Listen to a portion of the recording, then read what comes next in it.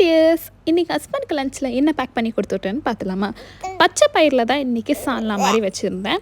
So morning ஒரு 6:30 கரெக்டாக 6:30 இருக்கும். அப்போவே எப்படி வெயில் அடிக்குது பாருங்கள். அந்த வெயிலையும் ஒருத்தவங்க வாக்கிங் போயிட்டு இருந்தாங்க கீழே. பட் அதை நான் எடுக்கலை. பிரேக்ஃபாஸ்ட்க்கு வந்து அவகோடா மில்க் ஷேக் போட்டாச்சு அண்ட் ஆப்பிளை கட் பண்ணி சாப்பிட்டாச்சு. அவகோடா ரொம்ப வச்சுருந்தோம்னா அது கசந்துடும்.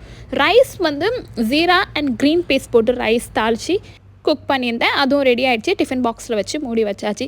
தென் சைட் டிஷ்ஷாக என்ன பண்ணலான்னு பார்க்கக்குள்ள உருளைக்கிழங்கு இருந்துச்சு. ஸோ அதை வச்சுருந்து ஆலு டிக்கா மாதிரி சிம்பிளாக பண்ணிடலாம்னு சொல்லிட்டு ஸோ அதை தான் பண்ணியிருந்தேன். லைட்டாக வந்து சாட் மசாலா அதெல்லாம் போட்டு. ஸோ நம்மளோட க்ரீன் மூங் தாலோட சாலனும் ரெடி ஆகிடுச்சு. அதையும் பாக்ஸில் போட்டு பேக் பண்ணி வச்சிட்டேன்.